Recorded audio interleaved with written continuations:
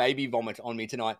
Welcome to Behind the Geeks. I actually nearly started the show tonight with a baby in arm. My wife just called me about 40 minutes ago saying she wouldn't be home in time to go and pick up the little one from daycare. So I had to run across the daycare and pick him up and run back home. And I was thinking, oh, I'm going to be standing here for the first 10 minutes until she gets home with baby in arm, hoping that he doesn't go crazy. But my mum ended up turning up here. She'd spoken to my mum and she turned up. So she's downstairs now with the little one. So we're sans baby, but we have Richard back. So welcome back, Richard. What a segue. What a segue. And as normal, the legends, Pete Matheson and Scott Riley and yours truly. This is the Behind the Geeks show. And in today's conversation, we're going to talk about PR. I'm going to say Pete and Richard are going to talk about PR because I know nothing about the whole world of PR and public relations and whatnot, or Scott is. And so I'm just going to sit here and listen to the whole thing because PR in an MSP sense, I've never played with and I've never worked with any MSPs in that sense. So I'm here to learn today. But we'll start the conversation off by just a thing that I remember hearing, and it's always stuck with me from someone that all of us in this industry have probably heard of once or twice, the legendary Bill Gates from Microsoft, in that someone asked him if he was to ever start a business again, what would he do when he first started? And he said that he would throw every cent that he has into PR. And I went, oh, that's a bit weird. I don't understand this PR game at all. Like, and here's one of the richest, I think he was the richest person in the world at that time, saying that he would start a business by throwing everything he possibly could into PR. And so I thought it was interesting. I'm interested to hear about from you guys how you guys have seen MSPs or other businesses successfully use PR in the small business space out there, because it's been one of those areas I just never explored myself. I've never dived into it myself. We probably do a little bit of PR here and there, not intentionally. It just happens by nature of being on podcasts and stuff like that. But it's never anything I've dived into. So I'm keen to hear from some of you guys, maybe about some success stories, some tactics, some strategies, some things that you've seen MSPs do well around that space, and things you've seen MSPs make mistakes on around that space as well, and see where this thing goes. So who wants to dive? Could I ask, I guess, maybe just to clarify for people that, I mean, I'm sure everyone knows, but when you're looking to do PR, what are you looking to achieve? Are you looking to, is it certain places? Like, what is PR? If we start off at the basic good starting levels. point. Who wants to do the definition? Well, we've not actually mentioned what PR is. What is it? Because we're very fond of acronyms. It's public relations. But what is that? Public relations, we'll talk about. So public relations is basically how you are presented in front of the public. And the public might, you might be presented in front of the public via newspapers, via radios, via commentary, all of those type of things. So happy to talk about how I use PR within my MSP business. But I'm intrigued. Scott, you're doing it right here, right now. And everybody knows who Scott Riley is. You're like one of Microsoft's favorite partners in the UK. So how did you get to that stage? Bribery. I'm not sure if I am at the moment. Oh, he's muted. We lost your audio for a second. It was working. Back? Yes, you're back. There you go. Yeah. It's because I called you Microsoft's favorite partner in the UK, and I think Lee Wood is probably joining us live, and he debates that. So, and then they muted me. You guys are stuttering for me, so I wonder if it's my internet. But if you can hear me okay, I will go. Cool. So we're doing a few different things right now, which I guess all kind of amount to PR. One of which is actually working with an external PR agency, but I'll come to that in a second. I guess we're doing a huge amount of just general outreach, and that is, for me, because we're a 2-year-old business, was just like no one's heard of us, no one knows the brand. How do we get out in front of people? And that's just been by an awful lot of giving value, giving time, putting our face wherever we can in terms of like speaking events or being part of the CompTIA panels or being part of this, amazing community with the Tech Tribe and doing live streams, supporting vendors. And getting our name out, with them when we do vendor launch events, and just, being a partner reference for some of those guys. So we've done that for people like Uptime or PAX8, where we'll just, they have a big community of people that we want to reach. And so it's just about sort of, not working with them, but just, being, for us, I think just being honest about our experience and being prepared to stand up and share that in those forums. And I guess just putting yourself out there a bit, because none of that is none of it's revenue generating, none of it's really direct lead generation. And that isn't the real principle of it, although holistically, it does get the brand out there and get our name out there. And so we get seen. And so it's a very slowly catchy monkey approach to just getting the brand out there. But one of the direct things that we did was actually engage a PR firm to work with us to go, right, how do we kind of elevate that? How do we get the brand out there? And the reason I did that was that I got sick and tired of seeing my good friend Phil Story, who runs an agency called Glow.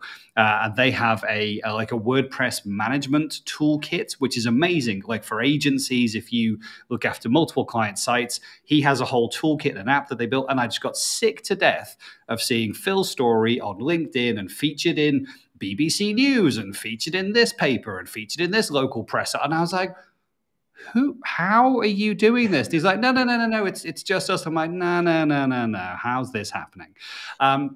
And so we found the agency that he was using, and they are very good. And it kind of flipped my whole idea of what PR is, because for me, that aspect of PR was about press releases and customer testimonials and push content out. And when we met with the PR firm, they kind of turned that whole thing on its head, and they were like, no. The way to really position yourself as an expert is with reactionary commentary. And I was like, so what now? And that was them going, look, these articles are getting published by tech journalists, and different journalists all the time. And they're looking for input. They're looking for industry leaders to make comments on what's happening. And so I was like, I didn't recognize that aspect. I always thought, when you see those bits in Computing Magazine and IT Pro Magazine where, an industry leader, Scott Riley, has this to say. I'm like, yeah, because industry leader Scott Riley's put some money out, and that's why he's got something to say. But actually, no. And so the agency we worked with hooked us up with a number of kind of journalist inquiries that they have access to these huge data. Started, we're losing the audio again, Scott. Uh-oh. Is it It's almost now? like a loose connection. Yeah. It doesn't seem like an internet connectivity issue. It does sound like the mic's kind of just going in and out, like a loose connection, like Pete said. Any MSPs on the call, please call Scott. Any audio engineers? And offer support. So Scott, with that, for example, so as you're working with them over time, you're getting these direct connections with these PR firms and these kind of, I guess, magazines or journalist contacts. Does that not then mean you can over time just start going direct and kind of skip out the PR firm and just carry on doing the PR yourself? That's a bit of a cheeky question. I mean, I guess you could. You definitely could, but when I speak to our PR agent, they pay to have access to these databases, and that's a lot of money. But they do a huge amount of filtering before it gets to us, because there's hundreds of journo requests every day, and so they're filtering it all and then going, hey, we think these would be useful for you, and so I get maybe 4 or 5, and I go yeah, no, that's too nerdy. Yes, and then I'll put some commentary together, and then. The way that works is honestly, we pay, I don't know, somewhere between £2,000 and £3,000 a month, to work with the agency. They'll find all this content as well as all the other cool stuff that they do. But then I'll go here are my bullet point thoughts, and then they'll write it up into a submission and go, right, I've taken your bullet points and made it sound awesome. Do you want to sign off on this, and we'll send it over to the journalist? I'm like, yeah, that's much better than I could have written it. And then all of a sudden, I've been in Forbes, I've been in Computing, I've been in IT Pro, and you're like, hang on, I've been in Forbes. Excuse me a second. But industry expert Scott Riley had this to say, and I guess the whole idea of that is again just building out that broader picture. And I suppose from an SEO perspective, if I cared about our website right now, then we would have great backlinks being generated from these very, very reputable sources that are all now. And we've been very tactical. It's every time they reference my name, it's Scott Riley, Microsoft 365 expert, and founder of Gold Partner Cloud Nexus says this. And so that phrase has then become, sort of rankable, I guess, because we consistently use that same description of me and the business every time those things go out into those articles. And so that starts to rank. And so Cloud Nexus becomes synonymous with Microsoft Gold Partner, although that won't mean anything in November. But anyway, but those things are kind of tied together, right? Something else you can do, Scott. I don't know if you've got this on your website because I've not looked lately, but every time you get featured in the press, you have a page on your website saying as featured in. So we've been to, you know, certain experts' websites and they've got the BBC logo, the CNN logo, Tech Tribe logo, and all of these other things in there. But we always did that. So, you know, it's a lot easier nowadays. Back when I was doing the press for the MSP, it was once a piece of content was out there, it was ephemeral. It was disappeared, like the radio interview or a press piece or whatever. Now everything is online. So something else that we still do to this day is have a page saying Richard has been featured in, and we link to that content. So it's really powerful, though, if somebody's looking to book you as, you know, as a speaker or speak to you as an expert. You know, radio producers, for instance, they look at your website and like, where has this guy been featured? Oh, yeah, they've been featured. This guy or girl's been featured all of these other places. We're going to get them in to talk about that. So PR becomes like a rolling stone from that perspective. So I don't know if you've got that on your website, Scott. We're just building it out now. So the website's been a bane of my existence for 2 years, but also like a bit like Nigel, I've been looking at the stats and going, nobody comes here. So it's kind of been at the back of the queue. But since we started doing the PR activities, we were like, well, now we're building these backlinks. We really need to make the landing page sharper and faster. And so we've put a huge amount of effort now into making like the load speeds and the, you know, Google Analytics load speeds down to like 100%, you know, on mobile and on desktop. So and then we broke it all this week, in fact, while we made some content changes. But we're back on that drive now of just like optimizing the crap out of it so that it's really fast. And we've gone really simple messaging. It's, you know, we've almost story branded it. It's like one big message, 3 things you should know. Another big message, and maybe a couple of other things. But at every opportunity, it's why don't you give us a call? Why don't you get in touch? Look, we don't have any salespeople. Do you want to speak to a consultant? And we're just constantly kind of pushing the calls to action, which is something we never had on the previous website. And we know since making that change, we've already had at least one direct lead from the webpage. And we're like, cool, that's never happened before. Someone's been on the page, clicked call, you know, and booked a Calendly call with me. Throw up some as seen on logos on the top of just under the top of the fold, and see if that increases your conversion rates. It typically does. No, like you've seen nearly every marketer out there on any sales page in the world. The second line underneath the big headline is as seen on or as featured in, as Richard said, or whatever it happens to be on them. And it's just a little bit of social proof. Just in terms of like pricing them, because like 2 to 3K a month is quite a pricey thing to pay out for like an external marketing agency. We did it for a tenth of that, I should say. Sorry to interrupt, Pete. That was going to be my question to Richard. Yeah. I get the impression you've been doing it a lot longer and perhaps are doing some of it internally as well. So be interested to see what your take on kind of PR and how you've done with it, you know, over time. Yeah, so so it's all about relationships, which is why Scott is so good at it. Scott is a relationships guy, as we all are here, I would say, that whole go-giver attitude. When it came down to it, what we actually did, Pete, we hired a retired local journalist. So my MSP was based in the Birmingham, England area. And so the local press there was the Birmingham Post, the Birmingham Mail.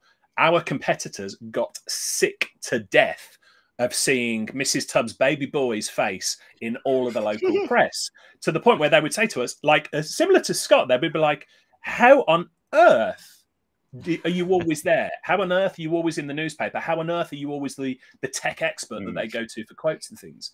I can tell you the secret is we built relationships with the editors. We built relationship with the journalists. And part of that was, you know, we hired a former journalist to facilitate those introductions in the first instance as well. But we still do it to this day. You know, for instance, I've got a list on Twitter of UK and US tech journalists. And I can tell you now, it's an open secret. You know, I maintain relationships with them. If they are asking for help on Twitter or whatever, I will reply back and I will either give them the answer they're looking for or point them in the right direction of somebody who can answer that. So it all comes down to relationships. And exactly the same, Scott, you were saying about PR is the vendor hookup as well, the vendor connections there. It's exactly the same. If you make yourself valuable to the vendor's going to come back and feature you in like testimonials, in case studies, in PR opportunities, all of these type of things. So it really does come down to the relationship. In answer to your question, Pete, you know, Scott is paying really good money there and getting the results from it. The local journalist that we hired only cost us like £200-300 a month because, you know, he was retired and he was just doing it for, you know, to keep his hand in the industry. But we got an incredible amount of value, not only from the relationships that he brought, but secondly, and I think this is super important because there's going to be lots of people watching this going, what have I got to talk about? Why on earth would the press want to speak to me? And I thought that when I ran an MSP, and yet Derek, our PR guy, would phone us every month and go, okay, Rick, what's going on? Well, not a lot really, mate. And he'd go, are you traveling anywhere? Well, yeah, we're going to America for a Microsoft a Microsoft conference. And he'd go, really? And then like a day later, there'd be an article in the local press. You know, Birmingham IT expert travels to the US to share his knowledge, stuff like that. So Derek would phone us every month and ask what's going on. And we thought it was inconsequential to us, but the local press love this type of stuff. And so he was really there to get the creative juices flowing and to, you know, to look for the idea. So working with an external person, as we so often say on the show, if you can outsource it and you can surround yourself with people who are world-class experts in what they do, go ahead and do it. It's money well spent. So how do you define what a successful kind of PR campaign strategy is? Because from what Scott was saying earlier, this is a very long burner. It's not like an instant. You appear in the BBC News and you get a ton of customers, nothing along those lines. And I guess even more so, it's going to be different for different people. Some people just want the exposure. Some people do want the leads. So how have you both defined what success looks like to you for pursuing that and continuing with it?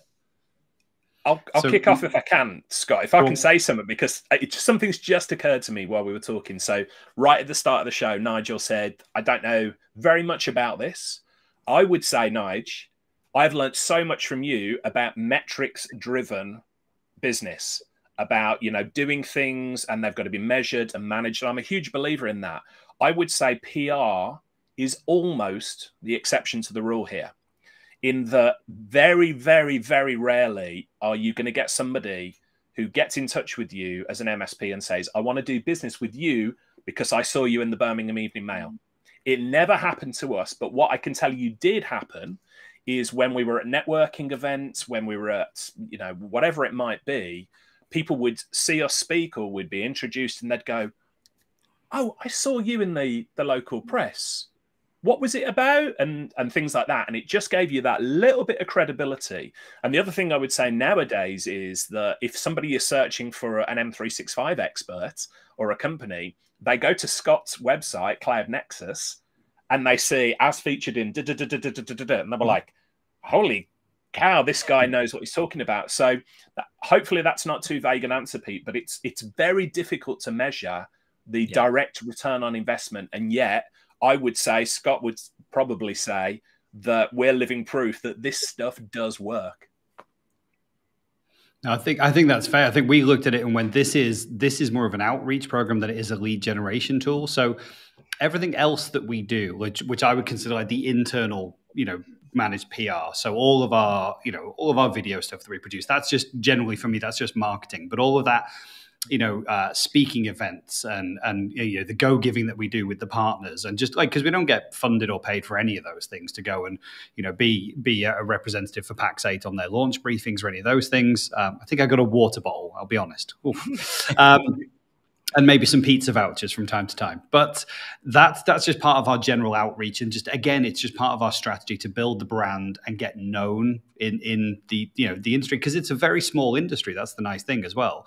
The MSP space is very small. And for us, our main, you know, revenue stream is other partners. We help other partners. Yes, we have some direct business, but predominantly we help other partners with their 365 projects.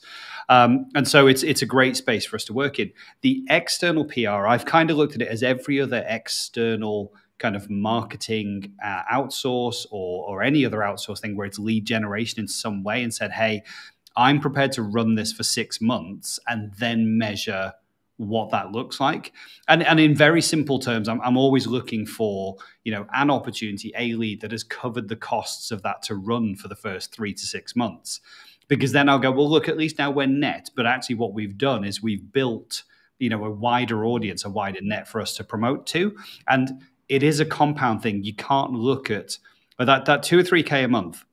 And I say it's 2 or 3 because it's actually 3, but we did a deal where we went, look, 3 is just too much for us. Okay, at this stage, we can't do 3. Can we have a reduced amount of your time and effort? And we actually agreed on like 1,500. Okay, so we agreed on 1,500 a month, and we'd run it for 6 months. So we're putting 9K into PR, and then we would review. So this agency should be about 3K a month.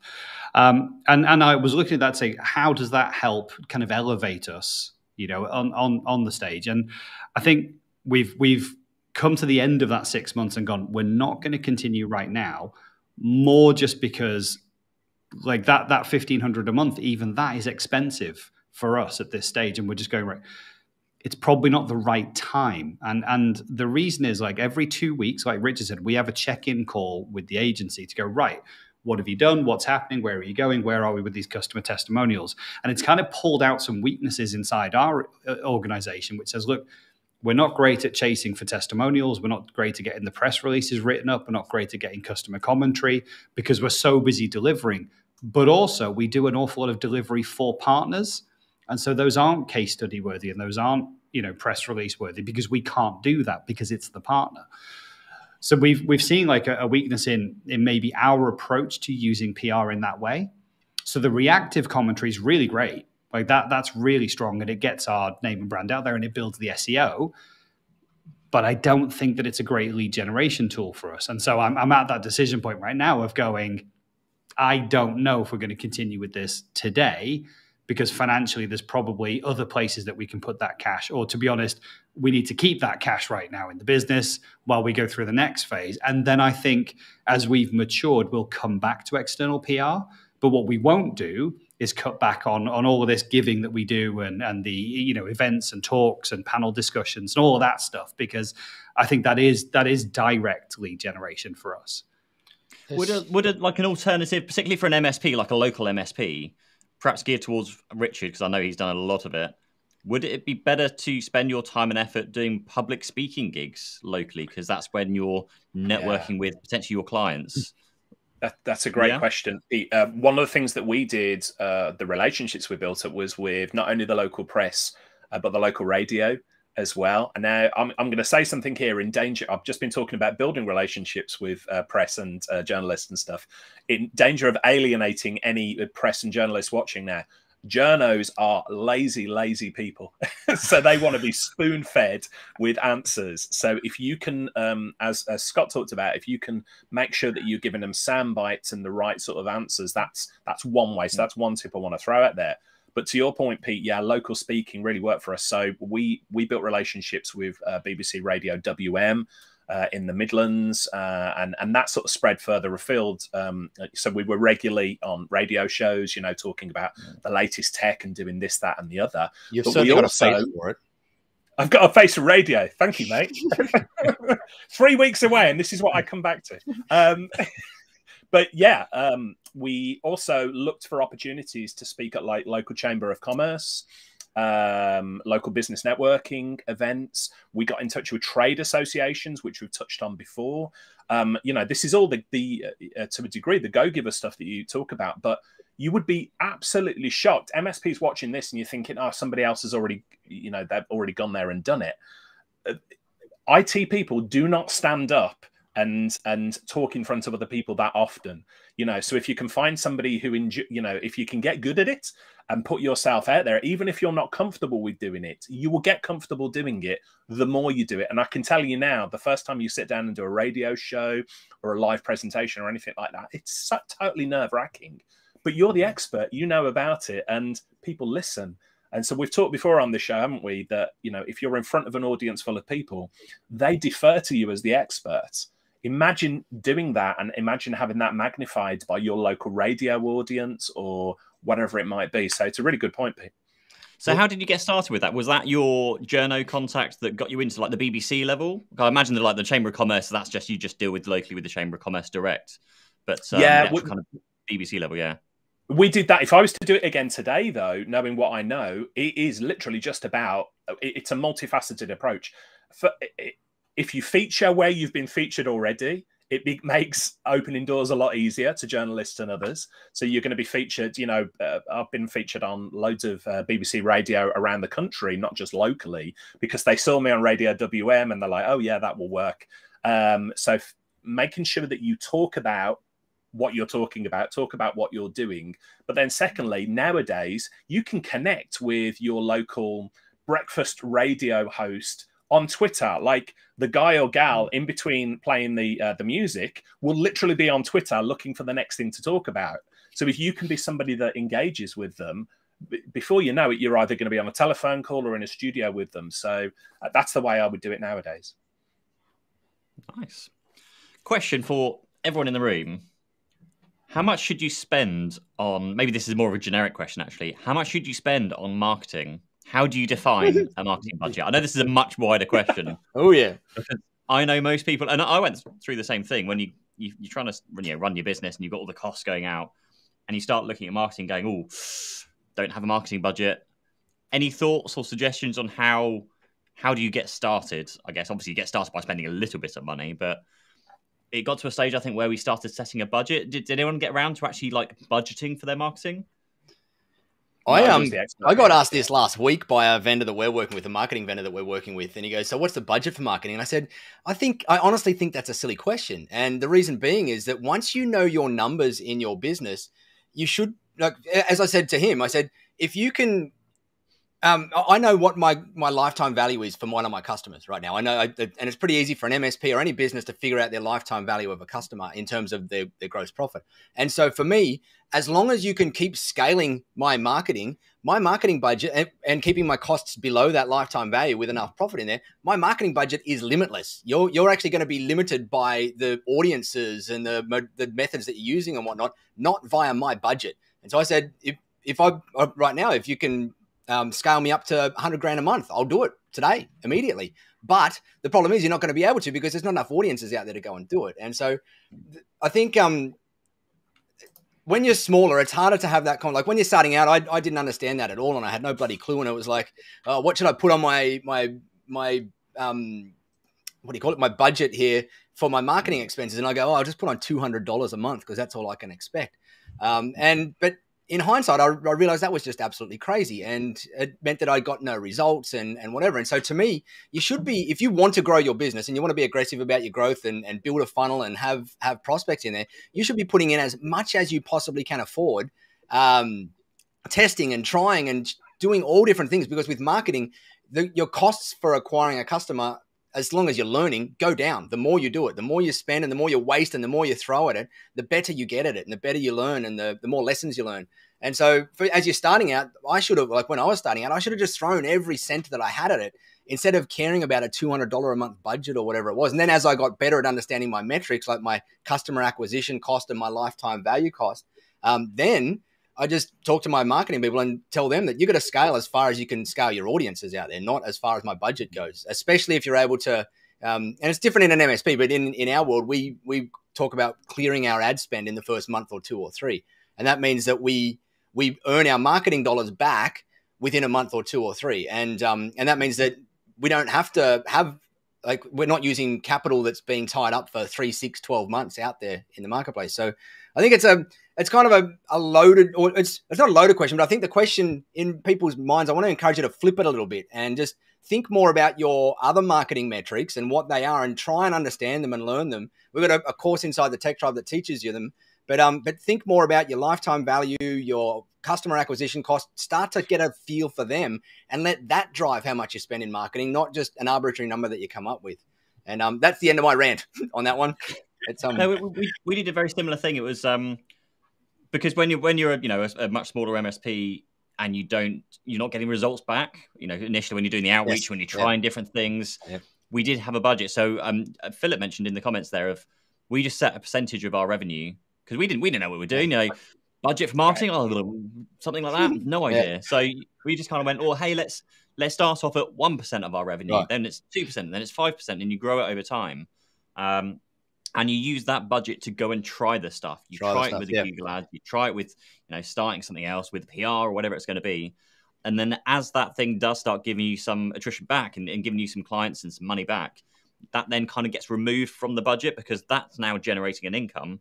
Now you go back to your budget, and that's what you go to find something else. Spend some money on another new thing to try that out. So I definitely agree that it comes to knowing your lifetime value of the client, knowing how long they stay with you, how much they spend with you, all those kind of things, and then knowing how much are you willing to spend to get that one customer, and knowing that figure.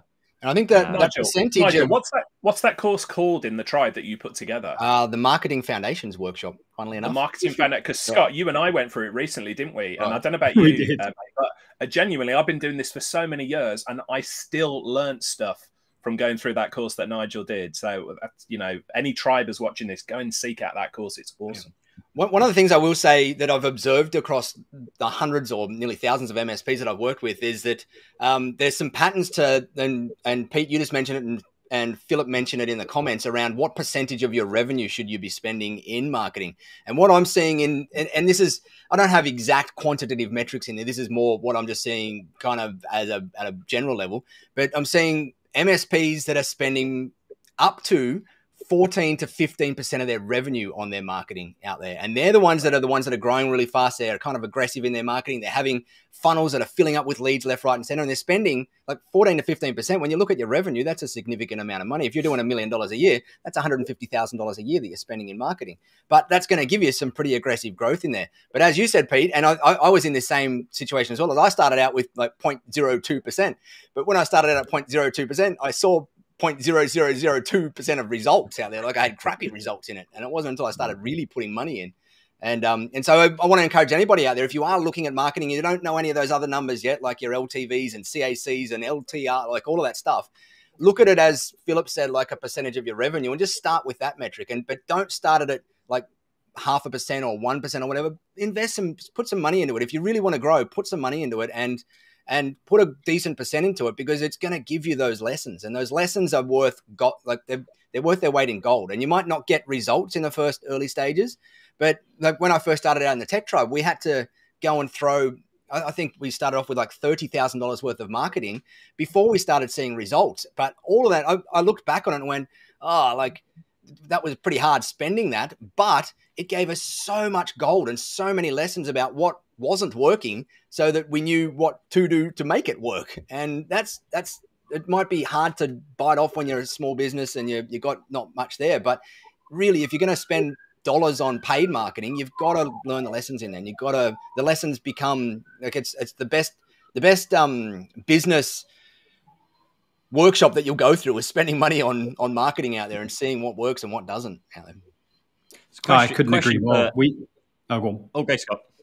I was going to say, we really experimented in year one. We were very bullish around marketing spend because, like, for me, we were never going to hire salespeople. And that's still a mantra that I hold now. Like, we're 2.5 years in, and I don't want salespeople. I want to build connections with people who are interested in our services. And the first person that they speak to is someone who can either deliver or fully understand and fully explain how we're able to resolve that situation. I've nothing against salespeople. It's just it's not for my business right at this stage. Maybe at a later stage, but right now it isn't. And so my whole approach is it has to be around marketing, and that was all of the things that we did around video and social and all those things. But also we experimented, right? We threw money at things to see what would stick, and we gave things a 3 or a 6 month runway and see if it turned into leads. And one of the most painful experiments we had was we connected with an MSP specialist marketing agency who had, generated leads and leads and leads and had graphs and diagrams and customer testimonials and all kinds of stuff of how they were using Facebook to generate leads for businesses. And I was like, look, Facebook isn't our stomping ground. It's just not where I expect to find people. And their whole shtick was, look, if you go on LinkedIn, everyone's kind of competing for space. If you catch them on Facebook, you're going to catch those people in your target market when they're not necessarily thinking about work, but just kind of pop into their feed. Hey, couldn't we just solve this problem? So I was like, okay, we put £20,000 into it. And we came out the back of it with 0 leads, and with ad copy that just, I'm going to argue 0 leads. They're going to argue they generated leads, and I'm going to tell you that they were all crap. Right. But you know, they would generate ad copy that was so off-brand for us. And I'd be like, no, this isn't us. This isn't how we talk to people. This isn't the kind of spammy article I want with our name next to it. And they're like, no, but this gets results. And they're like, you know, 11 Android apps you should remove today. And I'm like, but we don't do Android or phones. Yeah, but we're just doing. And I was like, man, okay. So like we learned some really hard lessons out of that. And I'm not just saying because of the cash, but actually like, we put a chunk of the budget aside. And I would say we're about 10% of revenue is our marketing budget right now, our external marketing budget, not the stuff we do internally.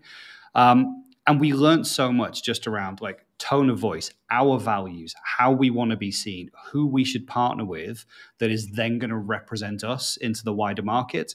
And it's learning those lessons and being bitten in the bum by those things that I think help. And you know, I'd be happy to share some of those painful lessons if people have questions. But I just think you have to do your diligence. You have to do your research. You have to get real references. Don't just take the vendor's word for it or the partner's word for it. We've worked with a number of external agencies who seem to have great stuff on their website and great stats to show you. And then when you get working with them, you're like, this isn't going to work. And it's expensive, right? I can genuinely say that the PR firm that we worked with has been fabulous. Okay. And they really took the time to understand our business. And one of the first things they did was came back and said, we understand your business is this. These are your target markets. This is where you should be heading. This is what we've seen is happening in the industry. And I'm like, cool, I've actually learned something from this session that I didn't know. And they broke down, you know, sort of market dominance of Microsoft versus Google. And I was like, oh, wow, I didn't even know this stuff. And that showed me that we were then working with someone who did want to take the time to understand our business and how we were going to work together. And I would just genuinely encourage you, if you're going to work with an outsourced partner, tone of voice is important, you know, references are important, and then track what those leads are and how they're coming back and how that spend is over 3 and 6 months. But put a timeline on it. I would say you can't get anything in less than 3 months. If I'm really honest, you won't see traction in less than 3 months. So don't just get to 3 months and go, well, this was a waste of money. Look at it, see how it's growing, see how it's developing. Is it getting the brand out there? It might not have turned leads around yet, but these things are slow burns. They're 6 months is my kind of minimum view on those. Yeah, we got some questions coming in on the chat around building relationships with journalists and things. There's a couple of resources I want to shout out. So Mark Hancock said, as a nimble MSP, should we be looking to make direct relationships with these organizations, journalists? Absolutely, Mark. And, you know, that costs nothing to do, going back to the whole Go Giver strategy we talked about. A couple of resources I want to give a shout out for. So I mentioned earlier on that I've got a tech journo list on Twitter. It's open to everyone. So if you go to tub.co/tech journo, that's a good place to start. Start replying to tweets from some of these journalists, you know, and getting engaged in conversations. The other one that I give a shout out to, and to my memory, it doesn't cost anything. I might be wrong, or if it's very low cost, it's called Haro, Haro, and it's called Help a Reporter Out. Yeah. And this is like a mailing list type thing that comes through where reporters are saying, I need some help on M365, a story I'm doing.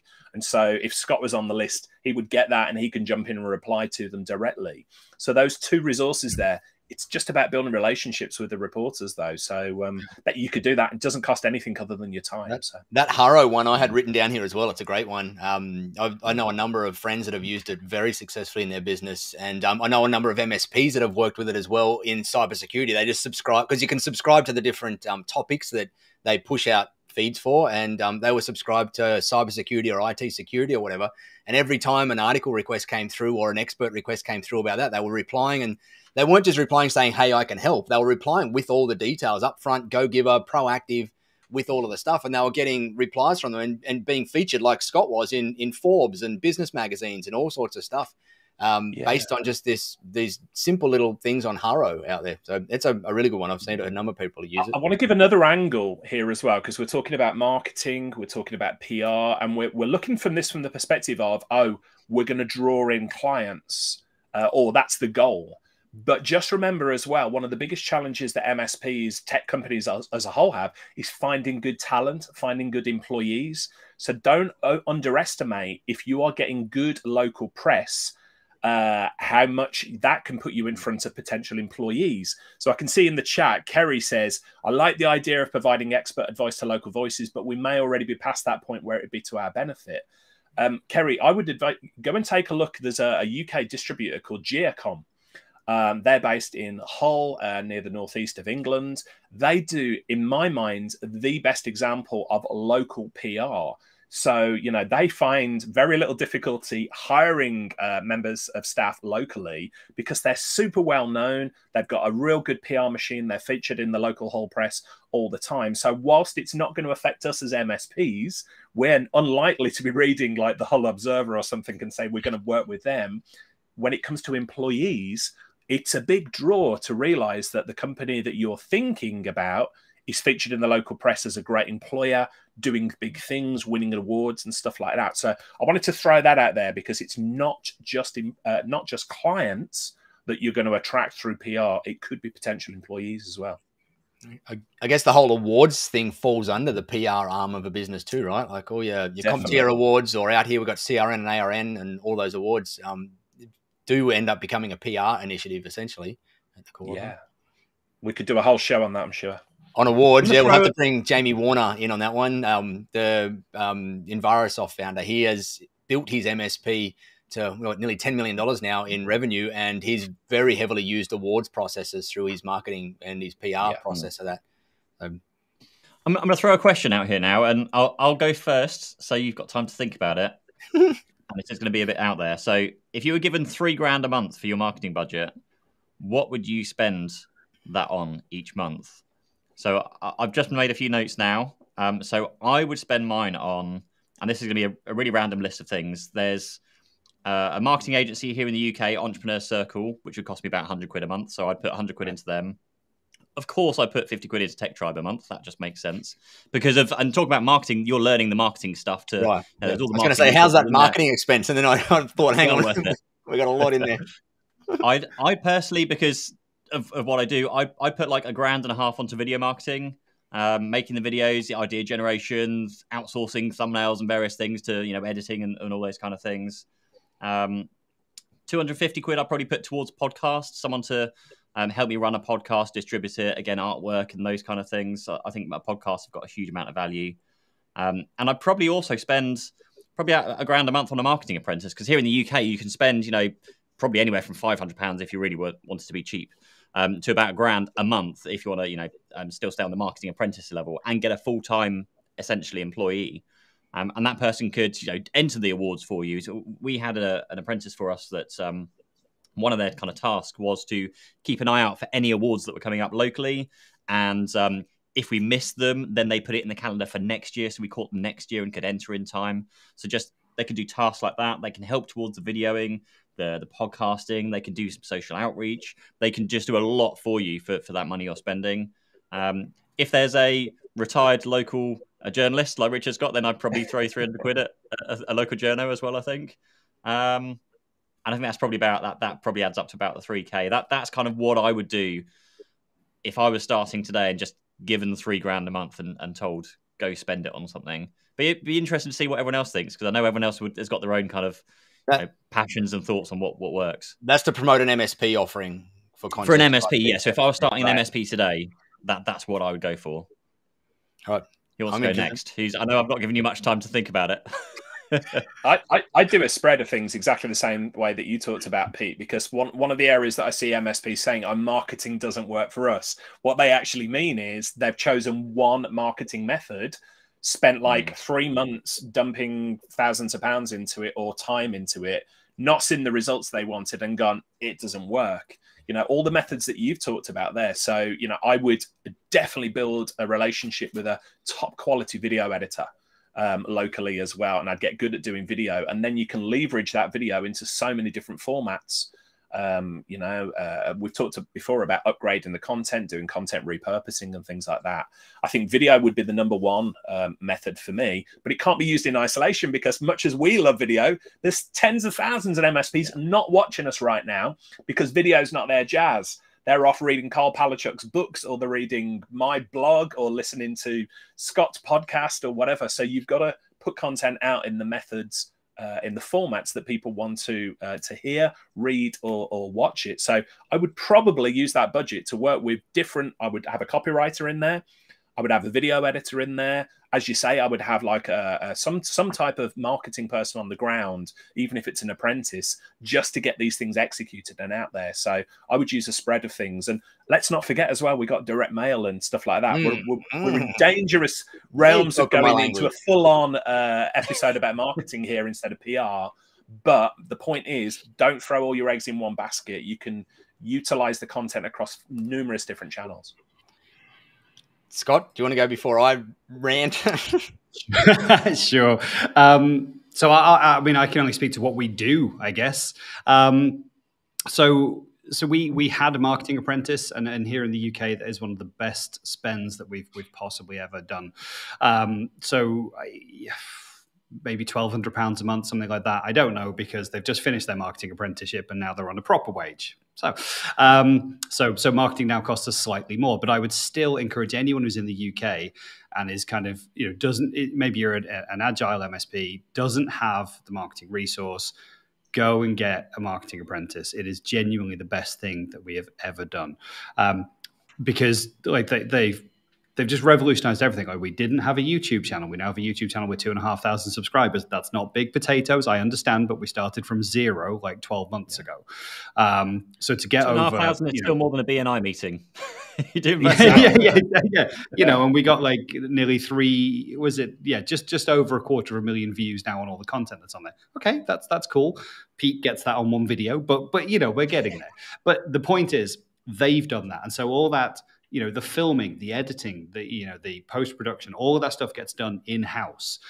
You can outsource that if you don't want to go and do it. But like, she records the video, she sets up the cameras and the tripods and the lighting, and all this stuff that's in here today that I'm looking at you at is all set up by our marketing apprentice.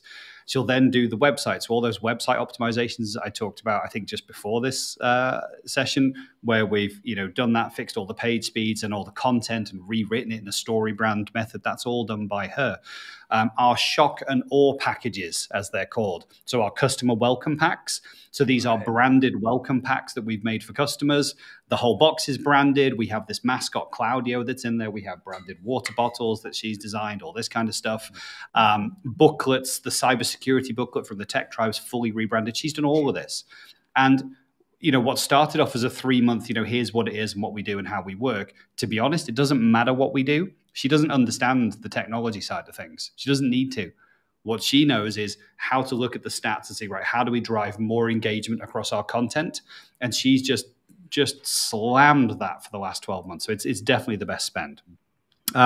Outside of that, I mean, I would argue that some of the money that you need to take each month needs to go on freeing up your time, so my time, because the more time that I can spend at events and conferences and speaking and stuff like this, and the less day-to-day distractions that I'm doing, the more value I can add to put the face to the business, because this is what brings in the leads. It's seeing us and the authenticity of hearing from us. So if you can use VAs, as we've talked about previously, to offload that day-to-day stuff that you shouldn't be doing as the founder or the owner or whatever your job title is, get that off your plate. Yeah, get the nif-naf trivia off to someone else. And then, we do use tools. I mean, there's so many tools that we use, like the Hootsuites and the Active Campaigns and all of that stuff to sort of automate our posting, automate our engagement and our email, responses, and all those things all add up. We use Zapier to tie all those things together. And there's a good, I would say, £400 to £500 a month in tooling that we use that just kind of ties everything together, right? And again, it stops people having to do manual processing and clicking and pushing. And so you need that, again, is coming back to freeing up your time and your staff's time to spend more time with people, get on the video and all that kind of good stuff. That's me. That's what we're doing right now. It's automation tools, offload my time and marketing person internally. But no salespeople. So we've chosen to fund marketing and all of that activity. We don't do any outsource at the moment. As I say, we were working with an external PR firm, but just genuinely for budget reasons, we're pulling that back in right now. And then we'll revisit probably when we're in better shape in terms of our process and our customer testimonials and getting things out from customers. And then we'll go back on that. Cool. All right, time to rant. He's been holding this in. Can you see? I've been holding it in. So I would take a slightly different approach because I'm a little bit of a different guy. And instead of going wide with lots of different strategies, I would go super deep. And one of the reasons being is that it's only $3,000 we're talking about here, and that still might seem like a lot to a lot of businesses out there, but in marketing world, especially the MSP B2B space, is actually not that much when it comes to how many clients you're going to get back out of it. And so to me, you've got to, like, I would like to focus more. And for me to focus more and get good at something, I can't go and do like 4 or 5 or 6 or 7 other different things.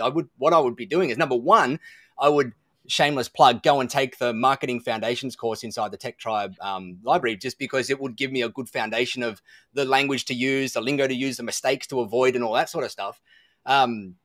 But number two, then what I would do is I would go and look around in my marketplace or the marketplace I'm serving and go and try and just do a little bit of reverse engineering to figure out what the other highly successful MSPs are using as their marketing methods. If they're using Facebook ads, are they using LinkedIn ads? Are they using trade mags? Are they using direct mail? What are they using?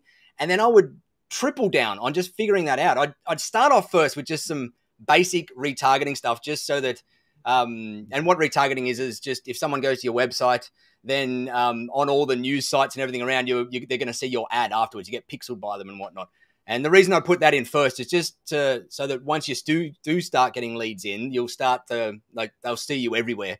It's kind of like patching holes in a leaky bucket. So I'd get that in first, but that would only be like $50 a month of my budget because I wouldn't have much traffic. Then I would throw the rest into whatever proven modality that I'm seeing out there work ridiculously well for my competitors in my marketplace, because they've got successful by testing and tweaking all of the other ones that probably haven't worked, and they're now using that one. And then I would just put my blinders on, my blinkers on, and I would figure out how the heck to be good at that. How the heck can I spend $3,000 a month to get results like they're getting out of that? And sure, the first 2-3 months, I may not get the results that they're getting in there, but it's going to give me the best chance of success because it's already proven.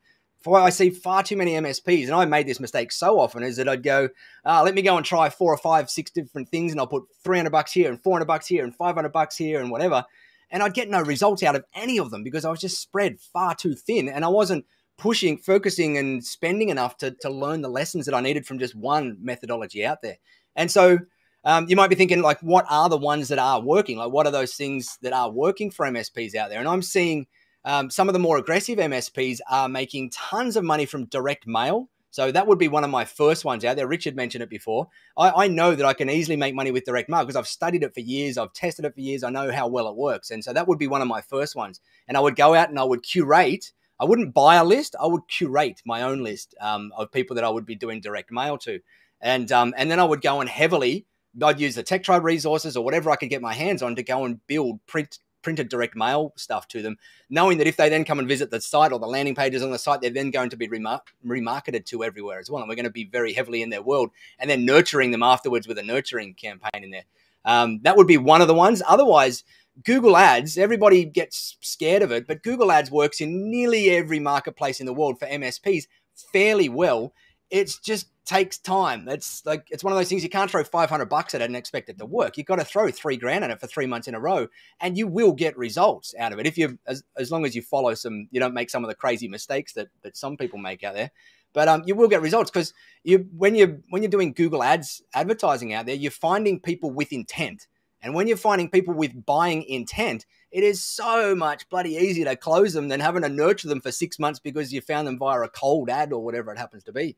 And so to me, if I was to start an MSP, again, I'd get that remarketing stuff in place. I'd do a bit of reverse engineering to see what is working in my marketplace. It would probably likely turn up to be direct response or Google Ads or like speaking at trade shows or whatever it happens to be. And then I would just double down in that one for 3 months. I would just learn whatever I can. I'd bring in the experts that I need to bring in. I would do whatever I possibly can with crazy blinkers on so that I didn't get distracted by all the other stuff out there. And I just focus for that 3 months to try and get results because I know other people are. And that's my my slightly different but ranting way that I would go about it. I'm just making sure I didn't miss any notes that I wanted to do down here. No, that's it. Just I'd be looking for those proven things so that I wouldn't be diluting myself and my focus in there, looking for where people are doing things. And one of the other mistakes I see a lot of MSPs make is they try to get too creative in the early stages. Like they'll go, oh, I've got $3,000 a month now to spend. So they go, oh, I'm going to put up signs at my local dance studio, and I'm going to do all of these like creative things. And these are coming from real stories. I've actually seen this multiple times. They get all creative around all this stuff with all these new untested ways of doing marketing for an MSP. And that always fails. 100% of the time, it always fails. And what I say to most MSPs starting off is, don't try and get creative in your marketing when you first get started. Go out and just mirror and match and learn from others that are actually doing it really well to start off with. Then when you start to get some runs on the board and you've spent some money and you've learned some lessons and you see what works and what doesn't work, then and only then do you have permission to go and get a little bit more creative and try different modalities out there that maybe don't have as much competition or whatever in them. But don't start it like I did first off, trying to be creative in things, because you'll just fail. You need those runs on the board. You need to learn the lessons. You need to spend the money. You need to waste some money before you get it. Before you can start to get creative and be think outside the box in there. So that's quite an important thing to note, is that you have to waste money to make money. And that's something that's so difficult when you're first starting out, because you don't have money to waste. But you do need to go through that process, particularly with Google Ads. My God, the amount of money I've wasted on Google Ads over the years trying to test that one out. It is scary.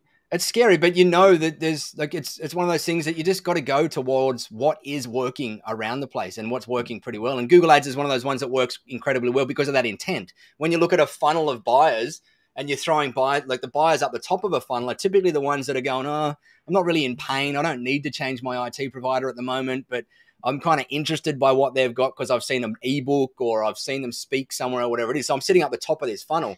Google Ads typically are people right down the bottom of the funnel that are literally just looking for a new MSP. They're there ready to go. Like they're typing in IT provider London or IT provider Sydney or IT provider New York City or whatever it is, because they want to change today. And so when you can get that in place and you can figure out the copy and the ads that work, and that's pretty easy because you just reverse engineer all the good ones out there that are currently working, and come up with your own kind of little tweak and as Scott said, put your voice towards those ads out there.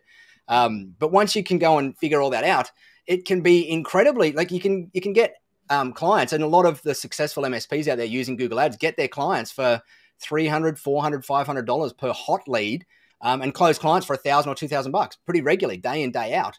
And I know most MSPs would be more than happy to buy a client for $1,000. Like you're going to typically make it back in the first month, 2 or 3, right? And then the rest is profit from then onwards. So it does work. As Pete said, it can be incredibly bloody scary, but it's one of those ones that works. And so you've just got to push through sometimes the ones that work and keep pushing and learning, and then hopefully push through to the other side and start to see the results.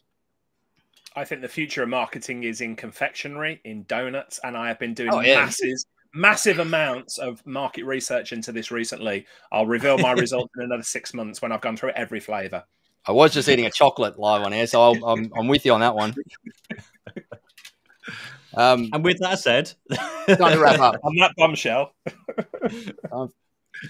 Right, well, that's it. Pete, you can do the wrap up. You're the wrap up man. I'm finished with my rant. Awesome. Okay, and with that said, thank you very much, everyone, for joining us. Thanks to loads of people in the comments today. It's been awesome to see you getting involved and asking questions. So thank you very much. We are, what are we doing? Yes, subscribe down below if you're not already on YouTube into that corner. We got it right. No, that corner there, down there. I was just being smart. If you are listening to this on various podcast platforms, grab it onto Stitcher, the App Store, Apple Podcasts, Spotify, whatever it is, get me. And grab the links down below. There's some links down below for Tech Tribe and all of our other various collective things that we want to shill. So go and have a look at all of those things. And we'll just leave it there, I guess. Thanks very much for joining us. And we're going to figure out what time to do this. I think we're going to have a bit of a chat now on because it's Nigel's tea time now, isn't it? So we need to make sure that you're not my dinner time. Aaron's dinner time. I just saw him make a comment in there as well. It is our dinner time. Yeah. Awesome. Cool. Thanks, everyone. See you next time. Bye for now.